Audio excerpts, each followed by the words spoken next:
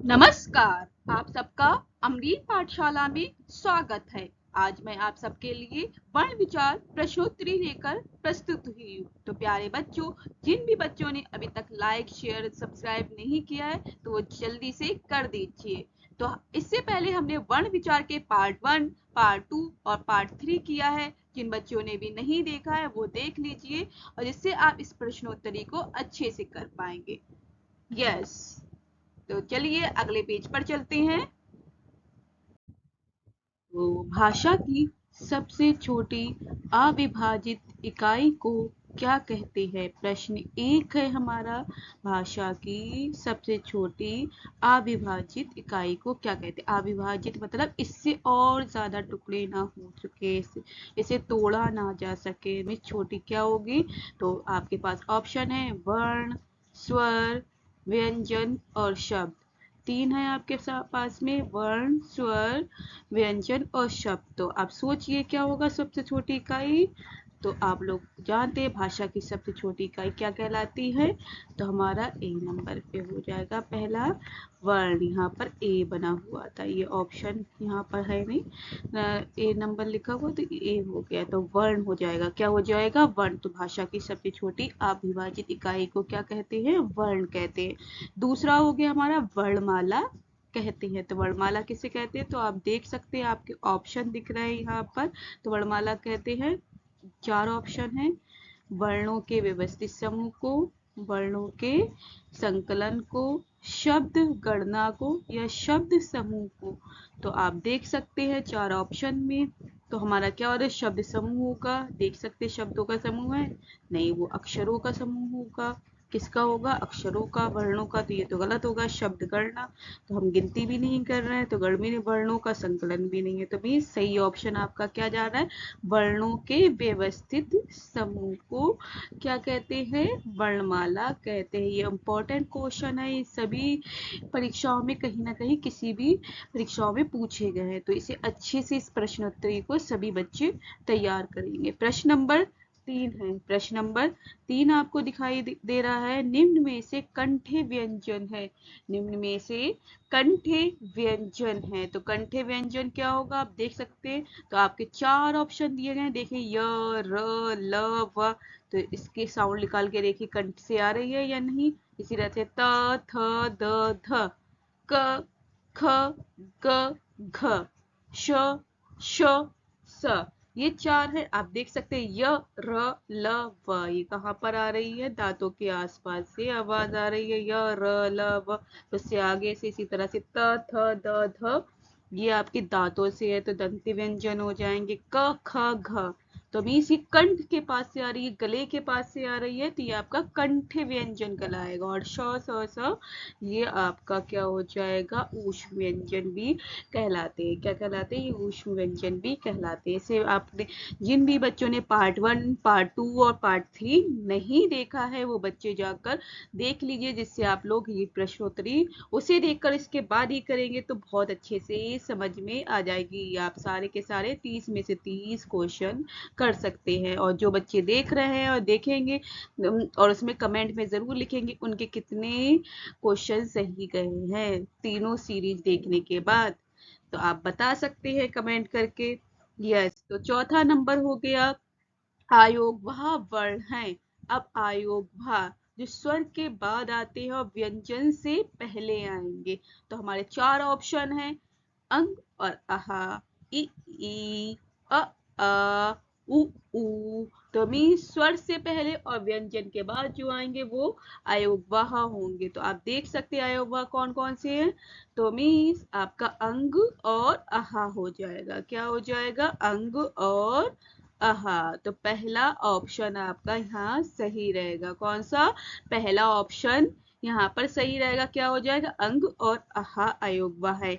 ई, और उ जो ये आपको दिखाई दे रहा है, बी, सी और डी ऑप्शन आपको दिखाई दे रहा है, बी, बी, सी, बी, डी, बी, जिसमें उ, ई लिखा हुआ है, ये आपके सारे स्वर है। लेकिन अंग और आहा जो है ये क्या हो जाएगा? आयोगवाह हो जाएगा। इस स्वर के बाद और व्यंजन से पहले आते हैं अंग और आहा। आहा को हम विसर्ग बोलते हैं और अंक के ऊपर बिंदु जो आ रही है ये इसे हम अनुस्वार भी बोलते हैं। क्या बोलते हैं? अनुस्वार। और आहा को विसर्ग भी। तो अंग और आहा मीन्स अनुस्वार और विसर्ग दोनों आयोगवा हो जाएंगे। अब प्रश्न नंबर 5 देखिए, द्वित व्यंजन शब्द है मीन्स दो व्यंजनों से मिलकर जो शब्द बना है, दो सेम व्यंजनों से मिलकर बना, जो एक आधा रहेगा और एक पूरा रहेगा। तो देखिए कौन सा होगा। पहला ऑप्शन है आगरा, कक्षा, बल्ला, बस्ता। चौथा ऑप्शन, तो जल्दी से सोचिए कौन सा हो सकता है ऑप्शन इसमें से। तो सभी बच्चे देख रहे होंगे कौन सा ऑप्शन होगा इसमें।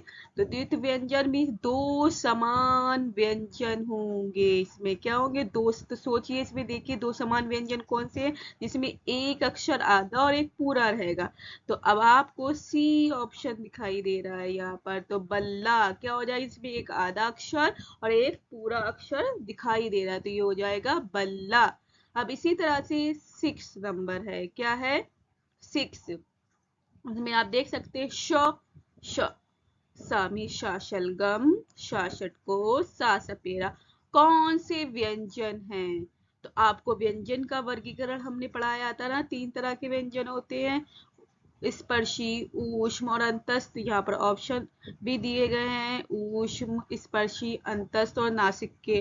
तो व्यंजनों के वर्गीकरण में हमने बताया था, तो आपको याद होगा। तो ऊष्म व्यंजन क्या होती है? क्योंकि ये एकदम श है, गर्म हवा जैसी लिख रही है, ऊष्म का मतलब भी गर्म होता है। तो ऑप्शन आपका पहला नंबर ठीक हो जाएगा। यहाँ पर क्या हो जाएगा? पहला नंबर। तो ऊष्म व्यंजन हो जाएंगे। क्या हो जाएंगे? ये ऊष्म व्यंजन हो जाएंगे। तो शलगम, शासटको, सा सपेरा, ये कौन से व्यंजन कहलाएंगे? ऊष्म व्यंजन कहलाएंगे। क्या कहलाएंगे? ऊष्म व्यंजन। तो चलिए अगला पेज देखते हैं। अब 7वें प्रश्न पे आ जाते हैं। कौन से? 7वें बच्चों। तो आप देख सकते प, फ, ब वर्ण कहलाते हैं। कौन से वर्ण कहलाते? प, फ, ब जो वर्ण है कौन से वर्ण कहलाएंगे? मीन्स आपको पता है कंठे, तालव्य, दंते, मूर्धन्य, दंते, ओष्ठे, ये सारे ऑप्शन होते हैं आपके 5 टाइप के। लेकिन यहाँ पर हमने लिखा है दंते है, ओष्ठे है, मूर्धन्य और कंठे। तो प, फ, ब, भ, ये कहाँ से आवाज आ रही है आप सुन सकते हैं। प, फ और बा की आवाज जो है कहाँ से आ रही है? हमारे ओस्टे, लिप्स के पास से आ रही है। तो बी ऑप्शन इसका क्या हो जाएगा? सही हो जाएगा। क्या हो जाएगा? सही। तो प, फ, ब, भ क्या हो जाएगा आपका? वर्ण ओष्ठ्य व्यंजन कहलाएंगे। दंते आपको पता है कौन से होते हैं? द, थ, द, ध, ये दंते हो जाएंगे। मूर्धन्य आपको पता है कंठ के बाद है तालव्य, उसके बाद मूर्धन्य आता है। तो कंठे पहले क, ख, ग, घ, ये आपके क्या हो जाएंगे? कंठे। कंठे के बाद आता है तालव्य। तालव्य में क्या हो जाएगा? कचट, मैंने बताया था ना कचट। तो चा वर्ग आ जाएगा। तो फिर आपका तालव्य में चा वर्ग, च, छ, ज, झ, ये आपका तालव्य। इसी तरह से मूर्धन्य में टा वर्ग आ जाते हैं। मूर्धन्य कौन से हो जाएंगे? ट, टमाटर, ठ, ड, डमरू, ढ, ढक्कन, ये आपके मूर्धन्य व्यंजन हो जाएंगे। तो अभी हमारा प्रश्न क्या था? प, फ, ब कौन से वर्ण है? ये ओष्ठ्य व्यंजन है।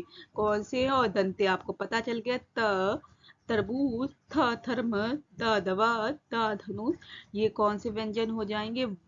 आपके दंते व्यंजन। तो बच्चों मैं एक क्वेश्चन के साथ आपको 2 से 3 या 4 क्वेश्चन भी करवाने की कोशिश कर रही हूँ, जिससे अगर आपको जो मैं जितने क्वेश्चन करवाऊँ उसके तिबल या डबल तो क्वेश्चन आपको पता चल जाए। मीन्स अगर मैं 30 करवाती हूँ तो आपको कम से कम 100 क्वेश्चन इससे देखने को मिलेंगे, क्योंकि मैं इसे एक्सप्लेनेशन के साथ आपको करवा रही हूँ।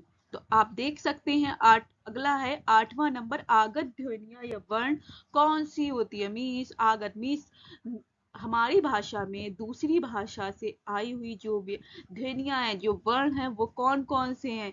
तो आपको ऑप्शन दिख रहा है ओ, ज, को, ख, ख, खत। तो खा नहीं बोलेंगे, ख, नुक्ता लगा हुआ है नीचे पे, क्या लगा है? नुक्ता। तो ख, का के नीचे नुक्ता है, तो का नहीं बोलेंगे, का बोलेंगे। का गले से आवाज आएगी, कंठ से आवाज आएगी, कंठ वाली ध्वनि है का। ख, ये भी कंठ ध्वनि है। ज, ज आपके पास कहाँ से आ रही है? दंत के आसपास से। जा नहीं बोलेंगे, जा आपका क्या हो जाएगा? मूर्धन्य ध्वनि। लेकिन आपका ज जो है वो कौन सी हो जाएगी? आपको पता होना चाहिए क्या हो जाएगा? वो हो जाएगी आपकी ज दंत्यो। दंत्यो ओष्ठ्य के आसपास की ध्वनि ज है। ओ ध्वनि भी आपको पता है, ओ। तो ओ, ये जो आपका आधा चांद बना है ये है। इसी तरह से च, छ और झ, ये क्या है? च, छ, झ। ई उ, त, थ, द, ध। ये हमने आगत व्यंजन में लिखे हैं, आगत ध्वनियों में लिखे हैं, आगत स्वर और व्यंजन दोनों है। तो मीन्स इसका सही ऑप्शन क्या होगा? आप देख सकते हैं, सही ऑप्शन हो जाएगा पहला नंबर। तो आगत ध्वनियों का पहला क्या हो जाएगा? ये। तो ओ, जो, ओ से जैसी आवाज आएगी और हम इससे व्यंजन पर लगाकर लगाएंगे तो डॉल, पॉल, कॉल, शॉल हो जाएगा। जा से आप बताइए, जेब्रा वाला ज, जिला, का से किला, खा से खत। ये हो गया। चा, छ, जा, ये आपके कौन से वर्ग हो जाएंगे?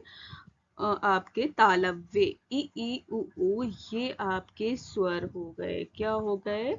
स्वर हो गए हैं। और त, थ, द, ध, ये आपके दंते वर्ण हो गए। कौन से? दंते। तो आप देख सकते हैं ये सारे हमने क्वेश्चन एक एक के साथ कितने हम ऑप्शन के साथ कर रहे हैं। इसी तरह से हिंदी में स्वरों की संख्या क्या है? स्वर और व्यंजन थे ना, वोवल्स जिसे बोलते हैं। तो वोवल्स कितने होते हैं इंग्लिश में? वोवल्स। तो हिंदी में जो वोवल्स हैं, आपके स्वर हैं, वो कितने हैं?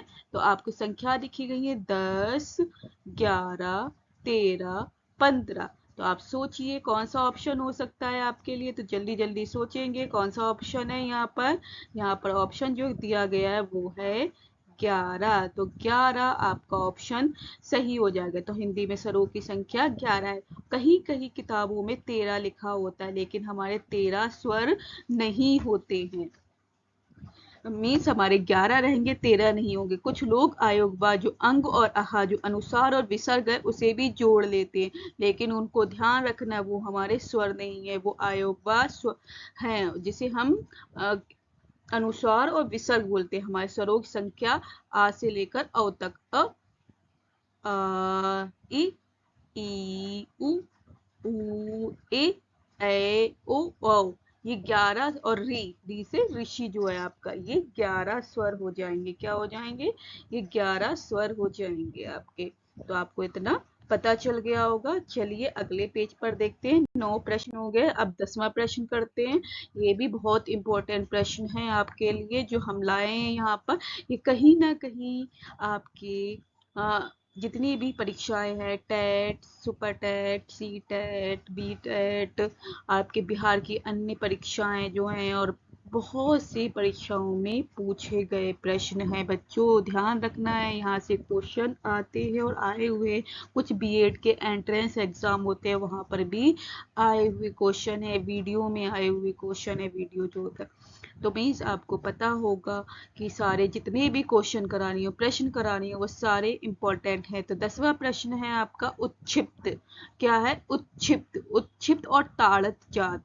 तो उच्छिप्त भी बोल सकते हैं और ताड़त जात, दोनों ही नाम है। इनमें से किसी भी नाम को देकर पूछ सकते हैं या उच्छिप्त व्यंजन कौन से है या ताड़त जात व्यंजन कौन से है। तो आपको ध्यान रखना है श और त्र, आदा स और त, इस्त, आदा क और क, अदड़ और ढ, ओ और आ। अब आपको यहाँ पर ध्यान देखना, ओ और आ ये 4 हैं, इसमें से ऑप्शन आपका कौन सा हो जाएगा ये ध्यान रखना है। तो इसमें हमारा क्या हो जाएगा?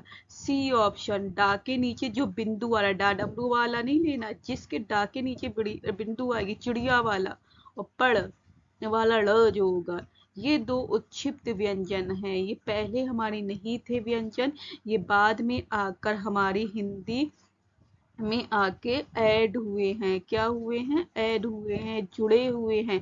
तो जुड़े हैं, पहले 33 व्यंजन थे, फिर 2 मिला के 35 व्यंजन हो गए। तो इन 2 अक्षरों जो उच्छित और ताड़जात व्यंजन ये 2 हैं, इनको मिलाकर हमारे 35 व्यंजन है। मीन्स का से लेकर हा तक पहले 33 व्यंजन थे, लेकिन जब इन दोनों जो उच्छित ताड़जात व्यंजन ही है ड़ और ड़ को जोड़कर 35 व्यंजन हमारे बन गए। कितने व्यंजन? 35। और ओ और आ आपका स्वर है जिसे आप बोल सकते हैं ये पश्च स्वर है। कौन सा है? पश्च स्वर। और ओ जो है आगत स्वर है, आगत ध्वनि है आपका ओ। आपको आधा स और त आधा का, ये द्वित व्यंजन, आधा क और का द्वित व्यंजन है। आधा स और त आपका क्या हो जाएगा? ये आपको भी आगे क्वेश्चन में मिलेंगे, लेकिन मैं बता देती हूँ ये आपका संयुक्त व्यंजन हो जाएगा। और श और त्र जो है संयुक्ताक्षर हो जाएगा। अगला है 11, वर्ग के पंचमाक्षर कहलाते हैं। जो वर्ग के, जो हमारा का वर्ग है, पूरे 5 है ना अक्षर, उसमें क, ख, ग, घ, अंघ, ये 5 अक्षर जो है आपको पता है ये पंचमाक्षर है। तो लास्ट वाला जो अक्षर होता है उसे हम बोलते हैं पंचमाक्षर, अंघा वाले को। तो वर्ग के पंचमाक्षर जो हर, चाहे का वर्ग का हो, चा वर्ग का हो, टा वर्ग का, ता वर्ग का या पा वर्ग का, इन सब के वर्ग के पंचमाक्षर क्या कहलाएंगे? 3 ऑप्शन दिए गए, अनुस्वार, विसर्ग, संयुक्ताक्षर, संयुक्त व्यंजन। तो आपको पता है, जल्दी से सोचिए, एकदम आंसर आपका आना चाहिए। तो वर्ग के पंचमाक्षर क्या कहलाएंगे? अनुस्वार कहलाएंगे। अनुस्वार मतलब जो बिंदु में बदल जाते हैं वो अनुस्वार कहलाएंगे। तो वर्ग के पंचमाक्षर अक्षर अनुस्वार कहलाएंगे। तो विसर्ग आपको पता ही है क्या होते हैं। अहा जो है आपका विसर्ग है जिसके आधे हा जैसी आवाज आती है। संयुक्ताक्षर अभी हमने बताया थे, संयुक्ताक्षर श आपका संयुक्ताक्षर है। और संयुक्त व्यंजन कौन से हो गए आपके? संयुक्त व्यंजन जो है आधा स और ता जो बना हुआ दिख रहा है बी ऑप्शन में, ये हो जाएगा। अब इसी तरह से अनुनासिक का संबंध होता है। और जो अनुनासिक है जिसे हम चंद्र बिंदु बोलते हैं, चंद्र बिंदु होती है ना, जैसे चांद, आवाज आ रही चांद, पांच, पांव, ये शब्द है ना चंद्र बिंदु के लगे हुए। तो इसकी आवाज जो है कहाँ से आती है? केवल नाक से, केवल मुंह से, नाक और मुंह दोनों से, इनमें से कोई नहीं। तो ऑप्शन जल्दी से देखेंगे, कांच, पांच, तो कहाँ से आवाज आ रही है? तो आपको पता चल गया होगा, मैंने अच्छे से बताया, नाक और मुंह दोनों से आवाज आ रही है। कहाँ से आ रही है? नाक और मुंह दोनों से आवाज आ रही है। इतना आपको बच्चों पता चल गया होगा। तो केवल नाक से नहीं आएगी, केवल मुंह से भी नहीं आ रही, नाक और मुंह दोनों से आएगी। तो चलिए अगले पेज पे चलते हैं बच्चों। अब हम 13वां प्रश्न कर रहे हैं। तो सबसे पहले जानते हैं पश्च स्वर कौन सा है। तो मीन्स आपको हमने बताए थे अग्र स्वर, मध्य स्वर और पश्च स्वर। तो आप देख सकते हैं ऑप्शन है अ, आ, ई और री, ये 4 ऑप्शन है। तो देख सकते हैं, तो हमारा पश्चिमी जीभ का पिछला भाग, जहाँ जीभ समाप्त हो रही है वहां से जो साउंड आती है वो कौन सा स्वर हो जाएगा? ऑप्शन आपका बी हो जाएगा। क्या हो जाएगा? बी ऑप्शन हो जाएगा। तो प्यारे बच्चों यहाँ पर क्या हो जाएगा? आ। पश्च स्वर कौन सा है? आ। अ जो है मध्य स्वर है, बी से आ रही, जीभ लेटी हुई है यहाँ पर, अ जीभ लेटी हुई है, कहीं भी नहीं जा रही है, तो अ। ई और री जो है जीभ के अगले भाग से आ रही, मीन्स अग्र स्वर हो जाएगा। ई और री जो है आपका अग्र स्वर हो जाएगा। क्या हो जाएगा? अग्र। इसी तरह से तालव्य व्यंजन, तालव्य व्यंजन यहाँ पर ऑप्शन दिए गए, च, छ, ज, छ, क, ख, ग, घ, त, थ, द, ध, प, फ, ब, भ। ये ऑप्शन आप देख सकते हैं। तालव्य, तालु के पास से जो आवाज आ रही है वो कौन सी आ रही है? हमारी च, छ, ज, झ। ए ऑप्शन जाएगा इसका। क्या हो जाएगा? ए ऑप्शन हो जाएगा। क्या हो जाएगा? A option. क, ख, ग, घ कंठे हो जाएगा। और इसी तरह से ता तरबूज, था थर्मस, दा दवा, था धनु, ये कौन से हो जाएंगे? दंते। पा पतंग, फा फल, बा बकरी, फा भालू, ये आपके ओष्ठ्य व्यंजन हो जाएंगे। कौन से व्यंजन हो जाएंगे? ओष्ठ्य व्यंजन हो जाएंगे। इसी तरह से 15वां क्वेश्चन आप देख सकते हैं सामने, अल्पप्राण। अब हमने पढ़े थे अल्पप्राण और महाप्राण व्यंजन। यहाँ पर ऑप्शन है अ, आ, थ, थ, च, ज, प और फ। अब इसे आप जान लीजिए कौन सा हमारे स्वर हैं। तो मीन्स ये नहीं होगा, ये वर्ग का पहला और दूसरा ही अक्षर हो गया। मीन्स अब वर्ग में देखते, ता, था, दा, था, तो ये दूसरा अक्षर हो गया आपका। और धा जो है आपका ये चौथा हो गया। अब चा छ जा, चा जो है पहला, छा आता है, फिर जा तीसरा हो गया। आप देख सकते हैं, अब फॉर्मूले भी मैंने याद करवाए थे, उसी से सोचिए जल्दी से अल्पप्राण। पा पहला और फा दूसरा, आपको फॉर्मूले याद करवाए थे ना, तो वो जल्दी से सभी बच्चे देखेंगे, पहला और दूसरा। तो अब यहाँ पर देख सकते हैं, तो ये आपको दिख रहा है प्यारे बच्चों सामने, तो यहाँ पर जो ऑप्शन है, तो अल्पप्राण में मैंने बताए थे, पहला 135 फॉर्मूला याद करो, 135 और फिर 24 बताया था मैंने। तो 24 नंबर जो आपका ये महाप्राण हो जाएगा, लेकिन अल्पप्राण हमारा सी ऑप्शन में जाएगा, चा पहला और जा तीसरा। तो ये ऑप्शन आपका हो जाएगा, क्या हो जाएगा, ऑप्शन नंबर सी हो जाएगा। क्या हो जाएगा, सी। तो अल्पप्राण व्यंजन आपको पता चल गया, आ था च छ प फ में से सी ऑप्शन जा रहा है। जो 135 वाला नंबर जो है इसमें 13 हमने देख लिया, और 24 महाप्राण है ये, और 12 ये भी हमने आपको घोष और सघोष बताए थे ना, उस वाले उसमें से ये वाला पार्ट आ जाएगा। तो जिन भी बच्चों ने पार्ट 2 नहीं देखा है वो भी अच्छे से जाके देख सकते हैं, वहां पर मैंने ये सारी चीजें पढ़ाई हुई है, व्यंजन वाले वर्गीकरण में पढ़ाया हुआ है। तो व्यंजन वर्गीकरण सभी पढ़ सकते हैं, और पार्ट 1 में स्वरों का वर्गीकरण है, पार्ट 2 में व्यंजनों का वर्गीकरण, और पार्ट 3 में तीनों को मिलाकर मैंने कुछ महत्वपूर्ण बिंदु बनाए थे। ये पार्ट 4 है, ये आपकी प्रश्नोत्तरी है। तो चलिए 16वें प्रश्न पर चलते हैं। अगला देख लेते हैं स्वर के भेद। तो स्वर के भेद कौन से होते हैं, ह्रस्व, दीर्घ, प्लुत या सभी। तो आप देख सकते हैं हमारे स्वर के कितने भेद हैं, तीन भेद होते हैं, ह्रस्व भी होगा, दीर्घ भी होगा, प्लुत भी होगा। तो मीन सभी सही हैं। यहाँ पर ऑप्शन कौन सा हो जाएगा, सभी सही हैं। क्या हो जाएगा, सभी सही हैं। यस, व्यंजन के भेद क्या हो जाएंगे, व्यंजन के भेद बताना है। यहाँ पर क्या बताना है, व्यंजन के भेद हैं। तो स्पर्श व्यंजन, अंतस्थ व्यंजन, ऊष्म व्यंजन या सभी, इसमें से बताना है व्यंजन के भेद क्या होंगे। स्पर्श भी होगा, अंतस्थ भी होगा, ऊष्म भी होगा। तो यहाँ पर व्यंजन के भेद सभी हो जाएंगे। तो ऑप्शन क्या हो गया, सभी। स्पर्श व्यंजन भी है, अंतस्थ व्यंजन भी है, ऊष्म व्यंजन भी है। तो इसी तरह से अगला है 18वां नंबर, मुंह के बंद रहने व खुला होने में जीभ की ऊंचाई के आधार पर स्वर के भेद है। तो मुंह बंद रहेगा, खुला रहेगा, इसके आधार पर तो आपको पता है, समृद्ध और विवृत, ह्रस्व और दीर्घ, स्पर्श और ऊष्म, कंठे और तालव्य, ये आपके हैं। तो मीस, तो यहाँ पर कौन सा हो जाएगा, मुंह खुला रहे और बंद। तो खुला और बंद, पूरा खुला पूरा बंद। आपको पता है कौन सा, समृद्ध मतलब क्या होता है, ए ऑप्शन पे जाएंगे, समृद्ध मतलब पूरा बंद, और विवृत मतलब पूरा खुला। तो जब रहेगा उसके आधार पर हमने जो भेद बताए थे। जिन बच्चों ने भी नहीं देखा है पार्ट 1, पार्ट 2, पार्ट 3, वो जाकर देख सकते हैं और बच्चों को भी शेयर कर सकते हैं।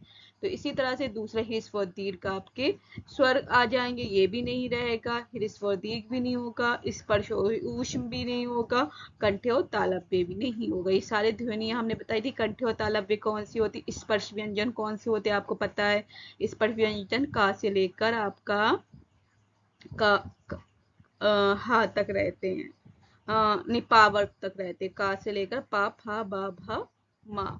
अब या रा ला वा जो होते हैं वो आपके अंतस्थ व्यंजन होते हैं, ऊष्म व्यंजन, शाशलगम, शाशट को, सा सपेरा, ये ऊष्म व्यंजन होते हैं। कंठे आपको पता ही है कौन से व्यंजन होते हैं, का कबूतर, खा खरो, का वर्ग वाला।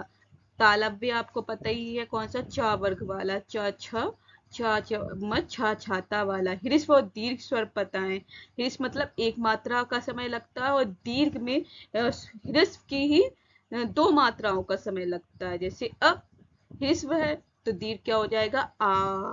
तो यहाँ पर आपको ये चीज पता चली होगी। अगला है 19वां, होठों के गोल होने और गोल न होने के आधार पर स्वर के भेद होंगे।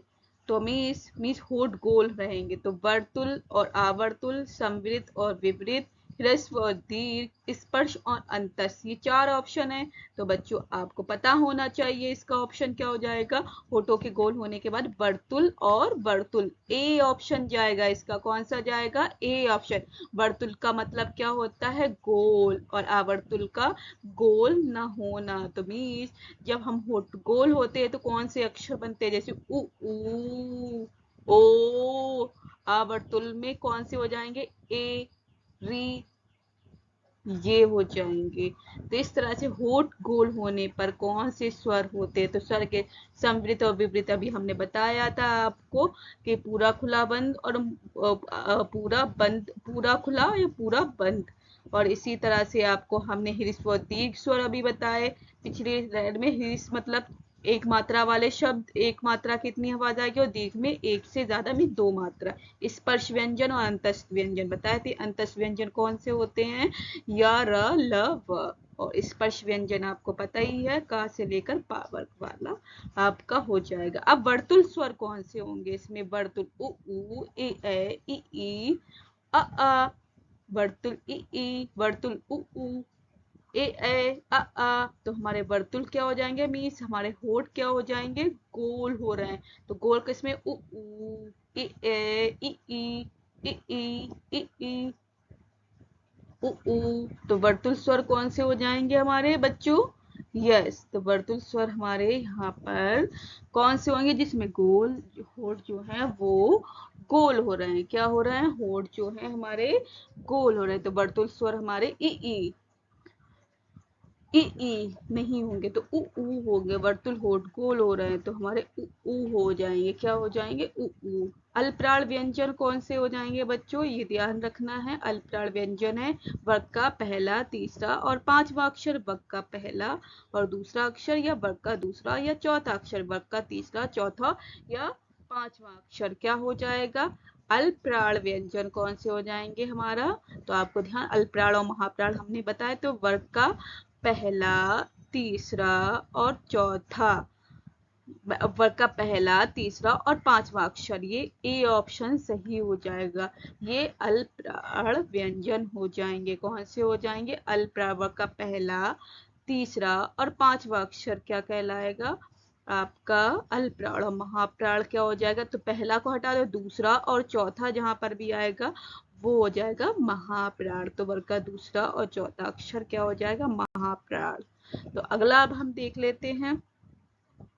अब हमने देख लिया यहाँ पर हमारे 21 क्वेश्चन हो गए। 22वें प्रश्न पे चलते हैं। उच्चारण में स्वर तंत्रियों के कंपन के आधार पर व्यंजन के भेद बताना है। जो हमारा वोकल, जहाँ से आवाज आती है ना, साउंड, स्वर तंत्रियां जो हैं, जहाँ से हमारा वोकल बॉक्स जो बोला जाता है, वहां से आवाज जो आती है, में उच्चारण में स्वर तंत्रियों कंपन में वाइब्रेशन उत्पन्न जो होती है, उसके आधार पर व्यंजन में भेद कितने हैं? तो हमारे कौन कौन से व्यंजन के भेद हैं? घोष, अघोष या घोष और अघोष दोनों। इनमें से कोई नहीं, आपको देखना है इसमें से है कोई या नहीं है। तो मीन्स तो घोष भी हो जाएगा और अघोष भी हो जाएगा। तो मीन्स सी ऑप्शन आपका सही है। घोष और अघोष दोनों। क्या हो जाएगा? घोष और अघोष दोनों। इसी तरह से 23वां नंबर है काकल्य या अलिजीवीय व्यंजन। इसे काकल्य बोलते, अलिजीवी छोटी जीव भी बोलते। मीन्स जब छोटी जीव हो जाती है काकल्य व्यंजन कहलाते। वो कौन से हो जाएंगे? इसमें है ह, प, श और च। तो आपका यहाँ पर काकल्य व्यंजन कौन सा हो जाएगा? ह। ह की साउंड कहाँ से आ रही है? काकल्य, जहाँ कौवा बना हुआ वहां से आ रही है, तो काकल्य व्यंजन है। प जो है हमारा ओष्ठ्य व्यंजन है। श हमारा ऊष्म व्यंजन है और इसे हम ऊष्म व्यंजन बोलेंगे। च हमारा तालव्य व्यंजन है। इसी तरह से 24वां नंबर आपको दिख रहा है प्रकंपित और या लुंठिन व्यंजन। लुंठिन व्यंजन करके पूछ सकते हैं या प्रकंपित व्यंजन करके पूछ सकते हैं। तो प्रकंपित या लुंठित व्यंजन कौन से होंगे हमारे? ये देखना है। प्रकंपित या लुंठित व्यंजन हमारे कौन से होंगे? तो प्रकंपित या लुंठित व्यंजन। तो प्रकंपित या लुंठित व्यंजन हमारे क्या हो जाएंगे? तो इसमें ऑप्शन ये र, ढ, स और ख। तो हमारा प्रकंपित करके भी आ सकता है या लुंठित करके भी आ सकता है। तो प्रकंपित करके आएगा या लुंठित करके, तो र ऑप्शन आएगा। तो ए ऑप्शन आपका सही हो जाएगा, र।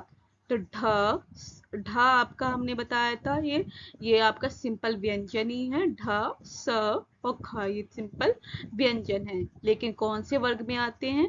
ट ठ ड। ये ट जो है आपका कौन से? ट ठ ड। और ढ ये कौन से वर्ग में आएगा? कंठे, तालव्य, मूर्धन्य में आ जाएगा। किस में आ जाएगा? मूर्धन्य में। स आपका किस में आएगा? ऊष्म व्यंजन में। श स स। ख आपका क और ख जो है ये कंठे व्यंजन है। कौन सा है? कंठे व्यंजन। इसे स्पर्श व्यंजन भी बोल सकते हैं। ये कौन से हो जाएंगे? स्पर्श व्यंजन। ढा भी आपका स्पर्श व्यंजन में भी आएगा। तो किसी तरह से भी आए, आपको सारे चीजें पता होना चाहिए। इसी तरह से अगला हमारा हो गया, ला कौन सा व्यंजन है? ला जो है कौन सा व्यंजन है? तो ऑप्शन दिए हैं, पार्श्विक, स्पर्श, स्पर्श संघर्षी, अर्ध स्वरमित। ला कौन सा है? ये आपको बताना है। तो मीस ला जो होगा हमारा क्या हो जाएगा? ए ऑप्शन यहाँ पर सही जाएगा, पार्श्विक हो जाएगा। क्या हो जाएगा? पार्श्विक व्यंजन है। स्पर्श व्यंजन मैंने आपको बता दिया, अभी भी 2-3 बार स्पर्श व्यंजन बताए। कौन से होते हैं? का वर्ग, चा वर्ग, टा वर्ग, कचट, तापा, तप, तप। ये पांचों वर्ग स्पर्श व्यंजन कहलाएंगे। क्या कहलाएंगे? स्पर्श। स्पर्श संघर्षी कौन सा होता है? चा वर्ग जो रहता है। च चम्मच, छा छाता, जा जहाज, झा झंडा। ये स्पर्श संघर्षी रहता है। अर्धस्वर मीन्स आधा स्वर। आधा स्वर वाले कौन से अक्षर हो जाएंगे? य और व। कौन से हो जाएंगे? य और व आधा स्वर कहलाते हैं। जो व्यंजन होते हैं ना आधा व, कौन से व्यंजन अर्धस्वर कहलाते हैं? तो य और व स्वर अर्धस्वर कहलाते हैं। 26वां नंबर है, प्रयत्न के आधार पर य और व व्यंजन है। देखो ऑप्शन आ गया ना, अभी मैंने बताया था बच्चों। तो य और व प्रयत्न के आधार पर हैं, या और वाह हमारे अर्ध स्वर हैं। अंतस्थ व्यंजन कौन से होंगे? या रा अलावा ये पूरे ही आएंगे, लेकिन इसका ही या और वाह हमने उठा लिया, वो अर्ध स्वर बन गया। ईशत स्पर्श आपको बताया ही था सारे, और ये सभी। तो ये सारे आपको हमने सारी चीजें पढ़ाई हुई है। जिस बच्चों ने भी पार्ट 1, पार्ट 2 और पार्ट 3 नहीं देखा है, वो बच्चे जाके देख सकते हैं। और अगली वीडियो के लिए भी, जिससे सारी वीडियो आपको मिलती रहे, उसके लिए सब्सक्राइब कर दीजिए। ज्यादा से ज्यादा लाइक करिए, सब्सक्राइब करवाइए, अपने दोस्तों को बताइए, जिससे वो मेरी फ्री वीडियो का अच्छे से अच्छा फायदा उठा पाए। अब हम बोल देते हैं, संयुक्ताक्षर व्यंजन कितने हैं? क्या हो जाएगा? संयुक्ताक्षर व्यंजन कितने हैं? तो संयुक्ताक्षर इसमें संख्या है 4, 5, 11 और 3। तो हमारे संयुक्ताक्षर व्यंजन कितने होते हैं? 4। श क्षत्रिय, त्रा त्रिशूल, ज्ञानी, श्रम या श्रमिक या श्रुतलेख वाला श्रा। तो 4 हो गए संयुक्ताक्षर व्यंजन। कौन कौन से हैं? 4। 5 नहीं होंगे। 11 आपके स्वर होते हैं सिंपल, आ से लेकर औ तक 11 स्वर है। अ आ इ ई उ री ए ए ओ औ, ये 11 स्वर होगा। 3 क्या होते हैं? व्यंजन के भेद होते हैं, स्पर्श, अंतस्थ और ऊष्म। ये 3 व्यंजन के भेद हो जाएंगे। तो ये आपको ध्यान रखना है। स्वर के भेद भी 3 होते हैं, ह्रस्व, दीर्घ और प्लुत। ये ह्रस्व और ये स्वर के 3 भेद भी होते हैं। ये चीजें आपको ध्यान रखना है। ये क्या है? 5 हमारे क्या होते हैं? 5वां अक्षर पंचम वर्ण है। पंचम वर्ण कितने हैं? 5। वो पंचम वर्ण की संख्या भी पूछ सकते हैं। पंचम वर्ण की संख्या कितनी होती है? 5। और वर्ग का 5वां ही स्थान होता है इसका। तो 5वां वर्ग का 5वां अक्षर ही पंचम अक्षर कहलाता है। और ये 5 संख्या में कितने होते हैं? 5 होते हैं। तो बच्चों आपको यहाँ तक पता चला है। अब हम चलते 28 में। श वर्ण बना है आधा का और श से, आधा ता और र से, आधा ज और यहाँ से, श और र से। तो देख सकते हैं आपको किससे बना है। इजी क्वेश्चन है, बट कभी कभी ये पूछे भी गए हैं। तो आपको पता है आधा का और श से बना है। आधा ता और र से त्र बनता है। ज और य जो है ये ज्ञ से बनता है। आधा श और र श्रा से बनता है। अब इसी तरह से हम 29वें क्वेश्चन पे आ जाते हैं। हिंदी शब्दकोश में अंग व आहा किस वर्ण के साथ आता है? अंग व आहा किस वर्ण के साथ आता है? तो आ के साथ आएगा, आ के साथ आएगा, औ के साथ आएगा, या अंग के साथ आता है। मीन्स ऐसा कोई वर्ण बताना जिससे अंग भी बन जाए और आहा भी बन जाए। आपको इजी क्वेश्चन है मगर लेकिन थोड़ा सा घुमा के पूछा गया है।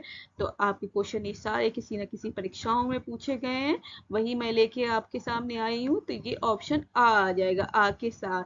तो आ पे ऊपर बिंदु लगा देंगे तो अंग बन जाएगा, और इसी तरह से आ में दो विसर्ग बना देंगे तो आहा बन जाएगा। तो आ के साथ हिंदी शब्दकोश में अंग व आहा किस वर्ण के साथ आता है? आ के साथ आता है। इसे थोड़ा सा घुमा के पूछा है लेकिन क्वेश्चन इजी था। हमारा अगला है 30वां नंबर। निम्नलिखित में से कौन सा स्वर समृद्ध है? समृद्ध का मतलब क्या है? पूरापन। आ, औ, ई, ए। तो मुंह बंद रहेगा तो कौन सा रहेगा हमारा मुंह बंद रहने में? तो इजी क्वेश्चन है, ई। हमारा क्या होगा? C option. क्या हो जाएगा? सी, ई रहेगा। आ समृद्ध में क्या हो जाएगा? बंद। आ, ओ, ई रहेगा। क्या आएगा? ई। तो समृद्ध हमारा क्या हो जाएगा? ई ऑप्शन हमारा यहाँ पर हो जाएगा। क्या हो जाएगा? ई ऑप्शन हो जाएगा। तो आपको पश्चिम स्वर है, कौन सा है? पश्चिम। ओ आपको पता होठों की गोल स्थिति के आधार पर है। ये सारे स्वर हमने पढ़े। ए तो हमारे समृद्ध स्वर क्या हो जाएगा? ई। क्या हो जाएगा? ई। ओ, ओ ये आपके विवृत में चला जाएगा। ओ अर्ध विवृत में चला जाएगा। ओ ए, ए, ए, ए ये भी आपका अर्ध विवृत में है। आ पूरा खुला मुंह है तो विवृत हो जाएगा। ये क्या हो जाएगा? विवृत।